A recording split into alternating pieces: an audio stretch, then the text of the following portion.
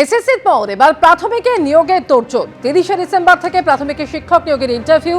13,421 শূন্য পদে আবেদনকারী প্রায় 60,000 এমনই খবর সূত্রের।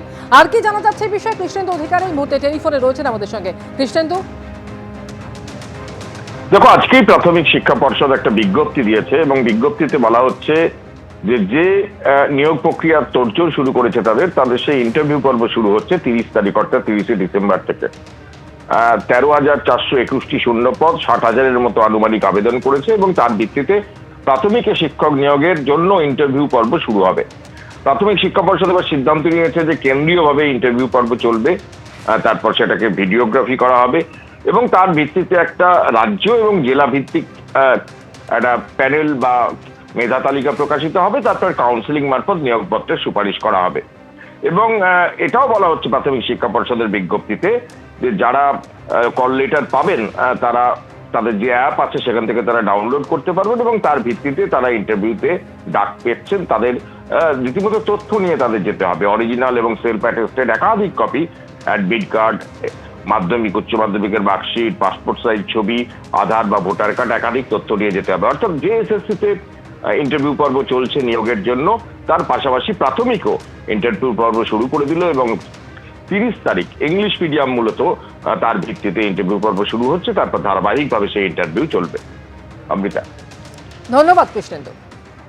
রাত পোহালেই বড়দিন, আর তাই শীতের আমেজের সঙ্গে উৎসবের উষ্ণতা। ক্রিসমাসের সাজে সেজে উঠেছে কলকাতা, আর একই সঙ্গে জেলাতেও উৎসবের আমেজ। বিভিন্ন জায়গায় ছবি আপনাদের দেখাবো। এর আগে আপনাদের এই মুহূর্তে আপনাদের সামনে রেখেছি ক্রিসমাস ইভে বড় বাজারের পর্তুগিজ চার্চে যান মুখ্যমন্ত্রী মমতা বন্দ্যোপাধ্যায়।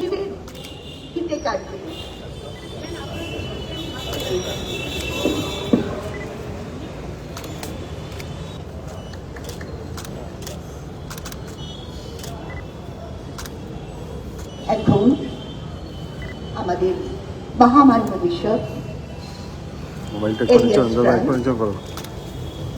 ঠিক আশীর্বাদ করবে।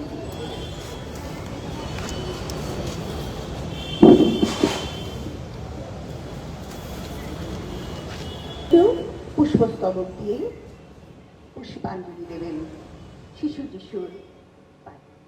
ক্রিসমাসের সাজে সেজে উঠেছে কলকাতা, বিভিন্ন জায়গার ছবি আপনাদের সামনে তুলে ধরবো। চার প্রতিনিধি এই মুহূর্তে সরাসরি আমাদের সঙ্গে রয়েছেন। পার্কস্ট্রিট থেকে রয়েছেন অনির্বাণ বিশ্বাস এবং মনামি রায়, সুকান্ত মুখোপাধ্যায় রয়েছেন সেন্ট পলস ক্যাথিড্রাল থেকে এবং সেন্ট জেমস চার্চ থেকে আমাদের সঙ্গে রয়েছেন অরিত্রিক ভট্টাচার্য। প্রথমেই অনির্বাণের কাছে চলে আসি। অনির্বাণ, আজকের দিনে অবশ্যই পার্কস্ট্রিট এবং বিশেষ করে অ্যালেন পার্কের কথা মনে পারে বহু মানুষ, আমরা জানি আজকের দিনে এখানে পৌঁছে যান। তার কারণ একদিকে ক্রিসমাসের সাজ এবং সেই সঙ্গে একেবারে উৎসবের একটা আমেজ। সব মিলে এই মুহূর্তে অ্যালেন পার্কে কি ছবি, কতটা সেজে উঠেছে?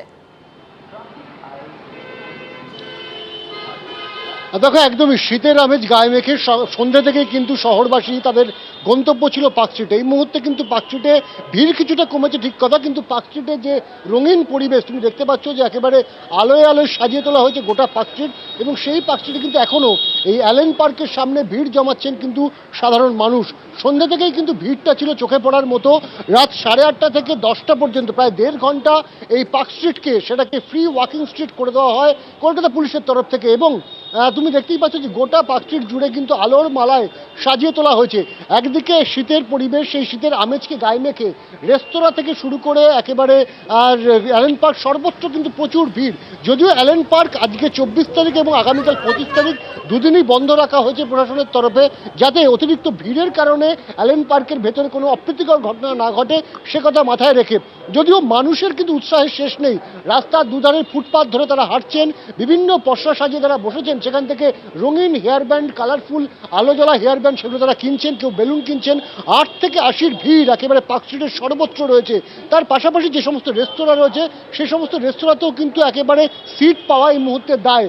স্বাভাবিকভাবে তুমি দেখতে পাচ্ছ কলকাতা পুলিশের নিরাপত্তা ব্যবস্থাও কিন্তু অত্যন্ত কঠোর করা হয়েছে। যদিও এই মুহূর্তে পার্কস্ট্রিটের উপরে যে যান চলাচল সেই যান চলাচল স্বাভাবিক রয়েছে।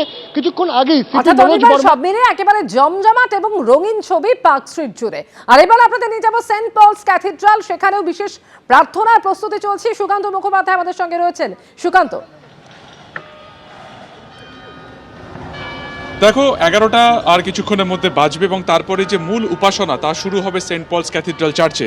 এই মুহূর্তে যে প্রক্রিয়া তুমি দেখতে পাচ্ছ, মূলত এখানে যিশুর প্রতিকৃতি এখানে রয়েছে, যেভাবে তার যে জন্মের মাহেন্দ্রক্ষণকে এখানে সাজানো হয়েছে, ঠিক এখান থেকে কিন্তু এই যে উপাসনার যে মূল স্তুতি সেটা কিন্তু শুরু হয়। অর্থাৎ এখানে দেখা যাচ্ছে যে এখানে কিন্তু উপাসনা শুরু হলো, কিছুক্ষণ আগেই মূল ফটক খুললো, সেখান থেকে কিন্তু যারা উপাসনা করাবেন মূলত তারা সেখান থেকে বেরিয়ে আসেন। ঠিক এই জায়গা থেকে যীশু খ্রিস্টের উদ্দেশ্যে কিন্তু এই উপাসনার যে প্রসেস তা শুরু হয়েছে এবং আর কিছুক্ষণের মধ্যেই যে মেন গির্জা যা আপাতত খুলে দেওয়া হয়েছে, সেখানে যাবতীয় প্রস্তুতি সেখানে একেবারে শুরু হয়ে গিয়েছে। সেখানে কিন্তু প্রেয়ার বা প্রার্থনা শুরু হবে। দূর দূরান্ত থেকে সাধারণ মানুষ তারা এখানে এসেছেন, বিকেল 4টে-5টা থেকে তারা অপেক্ষা করছেন এবং কিছুক্ষণ আগেই তাদের উদ্দেশ্যে কিন্তু চার্চের গেট খুলে দেওয়া হয়। এবং আমরা দেখতে পেলাম যে কিছুক্ষণ আগে যে ছবি আমরা দেখতে পেলাম যে মূল গেট থেকে তারা বেরোলেন এবং সেখান থেকে কিন্তু এখানে এই উপাসনা পর্ব শুরু হয়েছে। গোটা যে চার্চ তা অত্যন্ত সুন্দরভাবে আলোকসজ্জাতে সাজিয়ে দেওয়া হয়েছে। গোটা শহর আজকে কিন্তু এই আলোতে মেতে উঠেছে এবং এই যে গির্জা, যা অন্যতম গন্তব্য সাধারণ মানুষ থেকে আরম্ভ করে দর্শনার্থী বা উপাসনা যারা করেন তাদের, সেই যে গির্জা সেখানে কিন্তু ভালো করে সাজানো হয়েছে এবং আর কিছুক্ষণের মধ্যে অর্থাৎ 11টা থেকে সেই উপাসনা শুরু হবে, ক্রিসমাস ক্যারল শুরু হবে, যা চলবে মাঝরাত পর্যন্ত। এবিপি আনন্দ, এগিয়ে থাকে, এগিয়ে রাখে।